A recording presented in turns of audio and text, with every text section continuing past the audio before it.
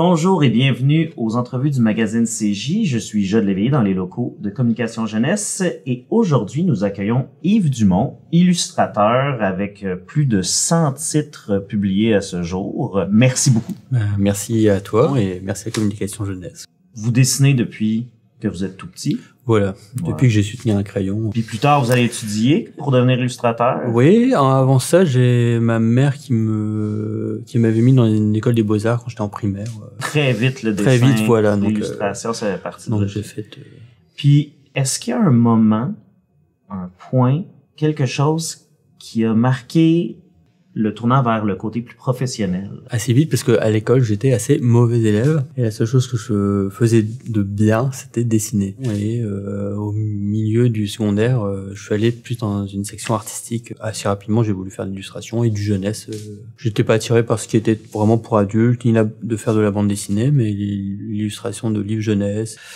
C'est ce qu'on pouvait imaginer, beaucoup de monde, avec beaucoup de sortes de personnages. Ouais. C'est vraiment très vaste.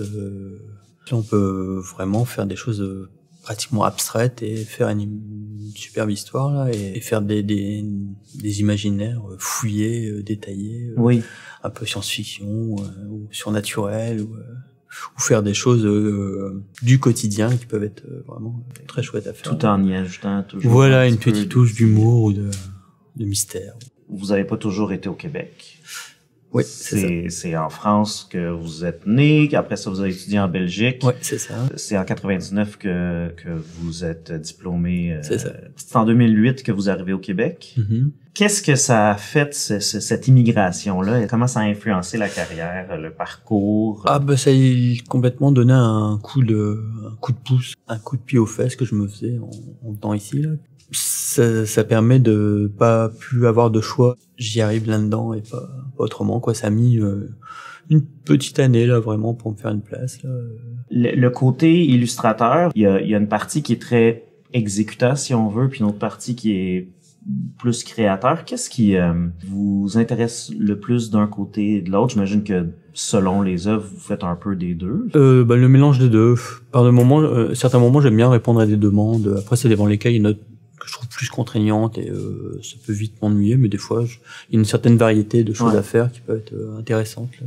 Donc des demandes très précises, des demandes où plus flou, où on me laissait faire ce que je voulais. Et là, ce qui est intéressant là-dedans, c'est qu'on peut, je suis pas du tout auteur, c'est qu'on peut être auteur à raconter une histoire dans les illustrations avec des personnages, des situations ou des histoires même à l'extérieur de l'histoire principale. Voilà, c'est ça. Ou ça dépend des clients, ça dépend des éditeurs. Ça donne le vertige d'être devant Lâche-toi. Oui, parce que j'ai beaucoup de choses qui me viennent en tête. On peut se sentir tout seul devant tous ces choix des fois. Donc des fois, je suis obligé de regarder des livres que j'ai chez moi, ou regarder sur Internet des images de référents, soit des photos, des albums, qui pourraient m'inspirer là, parce que c'est un peu le vide. Ça avait été un peu le cas pour le livre Pourquoi le ciel est si haut, où j'étais vraiment, je pouvais faire un peu ce que je voulais, quoi. Il fallait qu'il y ait beaucoup de nature. Là, c'était des choses principales du livre. Et ça m'avait fait un peu peur. Et puis tout doucement, j'ai réussi travaillant sur le storyboard du livre, à trouver les bonnes images, les bonnes. Mais d'ailleurs, quand vient le temps de choisir quelle action, comment je vais représenter l'action... Après, c'est des choses qu'on peut discuter avec l'auteur et l'éditeur. Ouais. C'est de savoir quel genre de personnage on va faire. Ça va être plus des personnages, des animaux, ou ça peut être des situations plus réalistes, où on peut mettre des choses plus fantastiques dans du réalisme. Qu'est-ce qui est le plus plaisant entre les deux? Faire de l'anthropomorphie ou faire très réaliste? Je préfère plus faire de l'anthropomorphie. Je fais beaucoup d'humains là ces derniers temps. Ah ouais. Le magazine CJ de février qui s'en vient, c'est un des thèmes importants, c'est l'environnement. Vous avez plusieurs œuvres qui parlent d'environnement, soit d'un point de vue philosophique, soit ça se mélange tout le temps un peu. Est-ce que ça a été une occasion de faire beaucoup d'apprentissage? Oui, mais j'avais déjà dans des lectures des choses qui m'intéressaient depuis des années. Et quand on m'a proposé notre environnement, c'était assez simple de plonger là-dedans et de faire le livre, quoi. de faire l'illustration. Voilà. Et ben, ça va être la couverture du prochain magazine, justement, c'est la couverture de notre environnement. Comment on choisit une couverture? Ouf, ça c'est toujours la phase compliquée. Quand je commence le livre, la couverture, quand je commence les esquisses, c'est vraiment la couverture, je sais pas... Au bout d'un moment, je sais pas, il y a une idée qui me passe, et puis une autre, et puis ça pourrait être bien. Et puis, après, notre environnement, c'était au début, on faisait le livre au fur et à mesure, et on avait pas d'idée pour la couverture. Et c'est au bout d'un moment, je dis tiens, ça pourrait être pas mal, faire un arbre qui représente la ville, la campagne tout autour, avec les fonds marins qui descendent. De représenter toute la nature humaine sans faire forcément une planisphère. Sans chercher, on trouve.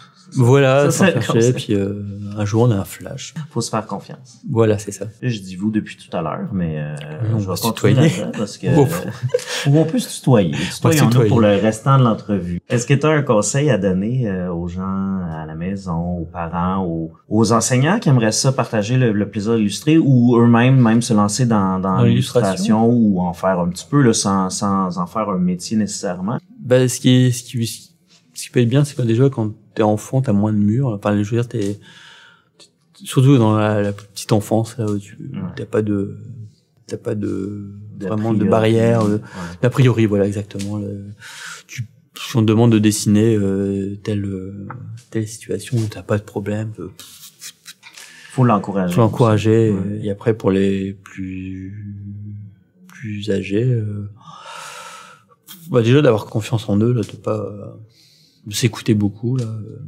De s'écouter beaucoup ou de pas trop s'écouter? De s'écouter, d'écouter ses envies, éliminer le maximum de barrières ou de murs qu'il pourrait y avoir. Puis ceux qui trouvent qu'ils dessinent mal, qu'est-ce qu'on leur dit? C'est rarement vrai, là. Des fois, j'envie les gens qui dessinent entre guillemets mal parce qu'ils ont pas justement d'a priori. J'aimerais bien retrouver le plaisir de dessiner des choses plus intuitives, juste simplifier mes personnages. J'ai tendance des fois à vouloir trop complexifier. Des fois les détails et c'est des détails qui servent à rien. Juste de se laisser aller, faire les étapes sans s'arrêter aux détails, ça permet de se laisser surprendre en fait. C'est ça. Tiens, je vais faire il va monter la montagne, puis là il monte la montagne. J'ai fait un trait puis il a l'air de s'enfarger, il va s'enfarger ou je prends un mauvais exemple, mais complètement différent de notre environnement où il fallait dessiner une station d'épuration. On doit faire vraiment le système. Simplifier là. Là c'est une demande précise, c'est un des avantages. Voilà, c'est ça. Et on se pose pas de questions. Mais des fois il faut synthétiser parce que je fais beaucoup de recherches d'images puis des fois je fais vraiment synthétiser des choses complexes. Synthétiser c'est le travail de l'auteur, ça. Est-ce que Yves Dumont l'auteur ça un jour pas tout de suite là. Merci beaucoup. De rien. Merci beaucoup d'avoir été avec nous pour cette grande entrevue du magazine CJ. Si vous voulez plus d'informations sur Yves Dumont et son œuvre, n'hésitez pas à visiter le lien dans la description. Consultez aussi le magazine CJ du printemps 2023 sur l'environnement et la philosophie. Pour ne rien manquer de Communication Jeunesse, suivez-nous sur Facebook et abonnez-vous à notre chaîne YouTube.